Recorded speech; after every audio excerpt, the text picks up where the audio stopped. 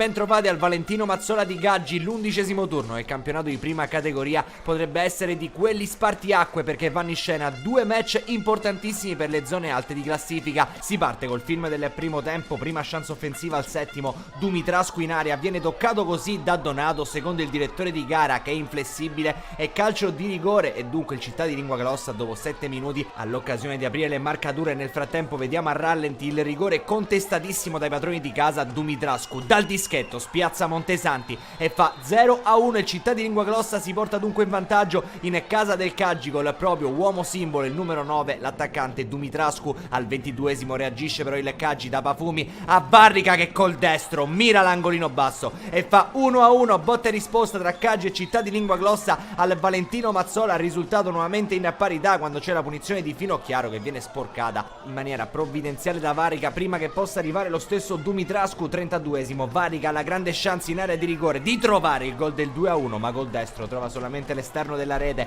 34esimo, calcio d'angolo sul secondo palo, ci prova il Caggi, colpo di testa di Pafumi, tra i migliori di mister Camarda quest'oggi, che però mette sul fondo. Poi Franco viene fermato da Vecchio dopo questa bella serpentina in area di rigore, importantissimo il portiere del Città di Lingua Glossa in questo caso. Minuto 38, ultima chance della frazione con Franco che riesce ad appoggiare per Chirillo, si porta la palla avanti, mira con il destro, la manda alta sopra la traversa. Termina così il primo tempo non sicuramente spettacolare al Valentino Mazzola di Gaggi. Ovviamente il terreno di gioco condiziona e come entrambe le formazioni la ripresa con due cambi tra il 63esimo e il 78esimo. Escono Pafumi e Alaimo, dentro Riccine e Cosentino, non ci sono azioni pericolose fin lì. Poi all'81esimo Cantarella serve Varica in area di rigore sul più bello, incredibilmente Cicca la conclusione la mette sul fondo. Ancora all'81esimo dentro lo Iacono, fuori Franco. 85esimo cross di Mannino dalla destra e improvviso ancora per Varica, si coordina sul secondo palo, colpisce al volo col sinistro,